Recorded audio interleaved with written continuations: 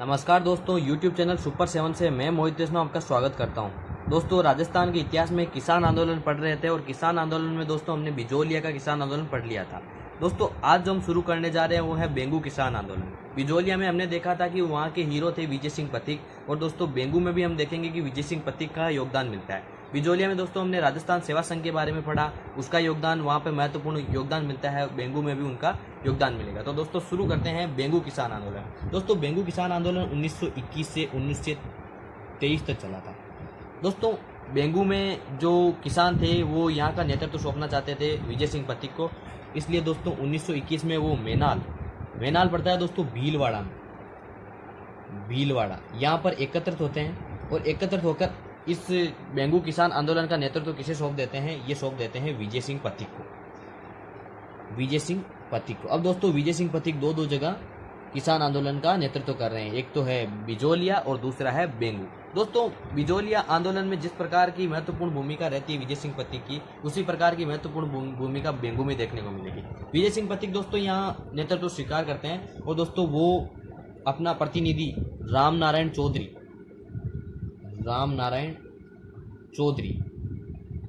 इनको दोस्तों यहाँ का आंदोलन चलाने के लिए कहते हैं। और दोस्तों राम नारायण चौधरी राजस्थान सेवा संघ के व्यक्ति हैं। राजस्थान सेवा संघ से जुड़े हुए व्यक्ति हैं दोस्तों राम नारायण चौधरी, और दोस्तों वो यहाँ पर आंदोलन चलाते हैं। बेंगू के किसान भी दोस्तों बिजोलिया की तरह लाख बाग से परेशान थे, और यहाँ पर दोस्तों वो 25 प्रकार के लाख बाग से परेशान थे। इसके अलावा लगान और बेगार, इन तीनों से वो परेशान थे और उन्होंने किसान आंदोलन का नेतृत्व करने का सोचा। अब दोस्तों जब राम नारायण चौधरी यहाँ पर नेतृत्व स्वीकार करते हैं, इसके बाद में वो क्या करते हैं? तो दोस्तों सबसे पहले वो मेवाड़ के एक दीवान रहते हैं दामोदर लाल, इनसे मिलते हैं और दोस्तों यहाँ की जो परेशानी है किसानों की वो बताते हैं, परंतु दोस्तों कोई भी उपाय नहीं हो पाता। उपाय नहीं होने पर दोस्तों वो आंदोलन करने का निश्चय लेते हैं। अब दोस्तों आंदोलन करने का निश्चय लेते हैं। जो बेंगू है वहाँ का दोस्तों जो ठिकानेदार है उसका नाम है अनूप सिंह। ये दोस्तों वहाँ से चला आता है और ये आता कहाँ है? ये आ जाता है अजमेर। तो अजमेर किसके पास में आता है? तो दोस्तों विजय सिंह पथिक जब राम नारायण चौधरी को यहाँ कमान संभला के चले जाते हैं तो विजय सिंह पथिक अजमेर आके रहने लग जाते हैं। तो विजय सिंह पथिक के पास में आते हैं अब विजय सिंह पथिक के पास में आते हैं और दोस्तों यहाँ जो बेंगू में चल रहा आंदोलन है उसको समाप्त करने की मांग करते हैं और दोस्तों यहाँ एक समझौता करते हैं। तो किन किन के मध्य समझौता होगा? अनूप सिंह और विजय सिंह पथिक के, इनके मध्य समझौता होगा। अब दोस्तों समझौते में क्या है कि यहाँ पर जो आंदोलन है उसको समाप्त करवा दिया जाए और किसानों को वो रियायतें दे देगा। बट होता क्या है दोस्तों, जब अनूप सिंह बेंगू जाता है तो अनूप सिंह को नज़रबंद कर दिया जाता है उदयपुर में, और दोस्तों इस समझौते को बोलसेविक समझौता करार कर दिया जाता है और इस समझौते को समाप्त कर दिया जाता है। तो अनूप सिंह जो है उसको उदयपुर में क्या कर देते हैं? नज़रबंद। ठीक है दोस्तों, और समझौते को क्या कर देते हैं? खारिज।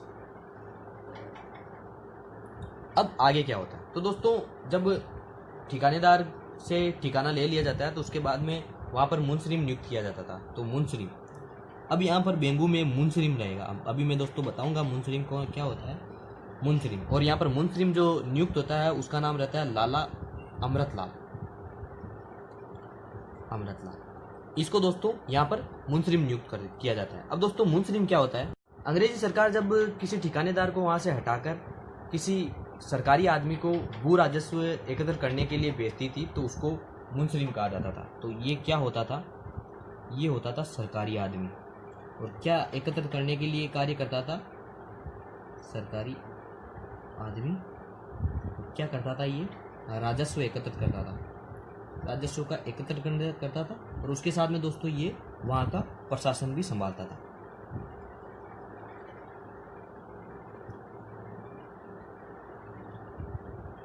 और दोस्तों जिसमें ये मुंसरिम नियुक्त किया जाता था उस ठिकाने को मुंसरमात कर दिया जाता था।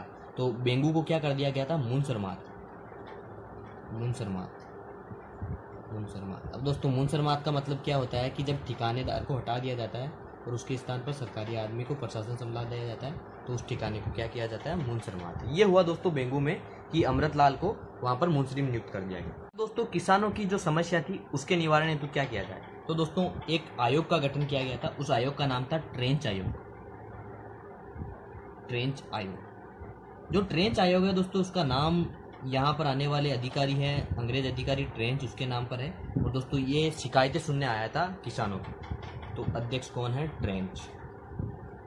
ट्रेंच के नेतृत्व में दोस्तों ये आयोग आता है। ट्रेंच को दोस्तों जो किसान है वो रायता गांव पड़ता है, वहाँ बुलाकर दोस्तों ये शिकायतें सुनाना चाहते थे, परंतु दोस्तों ट्रेंच वहाँ आने से मना कर देता है। और उसके साथ में वो कहता है राजस्थान सेवा संघ के किसी भी व्यक्ति से ट्रेंच नहीं मिलना चाहता था। किसी भी व्यक्ति से मिलने हेतु मना कर देता है। कौन कहता है दोस्तों? ये ट्रेंच। अब आगे क्या होता है?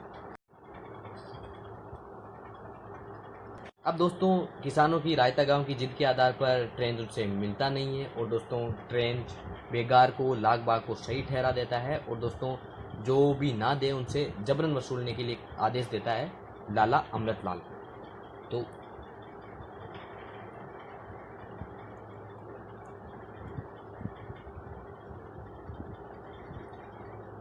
जबरन वसूलने के आदेश देते हैं।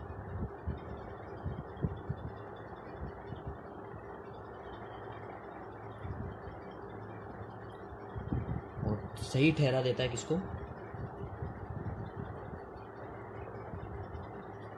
लाग बाग और बेगार। तो दोस्तों ये निर्णय रहता है ट्रेंच का, और इस निर्णय के विरुद्ध दोस्तों किसान है वो एक गांव है गोविंदपुरा में एकत्रित होते हैं। और दोस्तों गोविंदपुरा में एकत्रित होते हैं उस समय दोस्तों उन पे 13 जुलाई 1923 को दोस्तों गोलियां चलाई जाती है, जिसमें रूपाजी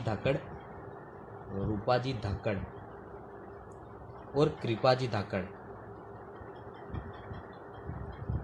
ये दोस्तों शहीद हो जाते हैं। और दोस्तों महिलाओं के साथ भी यहाँ पर अभद्र व्यवहार किया जाता है। इस घटना को दोस्तों राजस्थान सेवा संघ तरुण राजस्थान में छापता है। तरुण राजस्थान।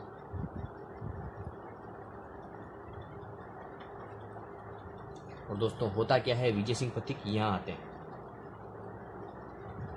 विजय सिंह पथिक का बेंगू आगमन। और दोस्तों विजय सिंह पथिक का यहाँ आगमन होते देख दोस्तों अंग्रेजों को भय लगता है, ठिकानेदारों को दोस्तों, और मेवाड़ के जो शासक है इस समय भूपाल सिंह, उनको भय लगता है कि विजय सिंह पथिक यहाँ पर आंदोलन को और तीव्र ना कर दें। तो दोस्तों इन पर एक आरोप लगाया जाता है प्रतिबंधित साहित्य रखने का।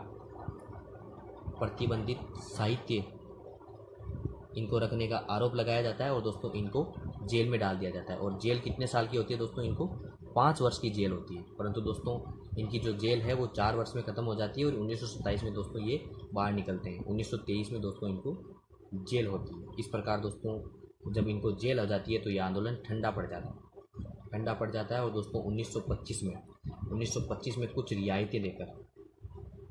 रियायतें इस आंदोलन को कुचल दिया जाता है।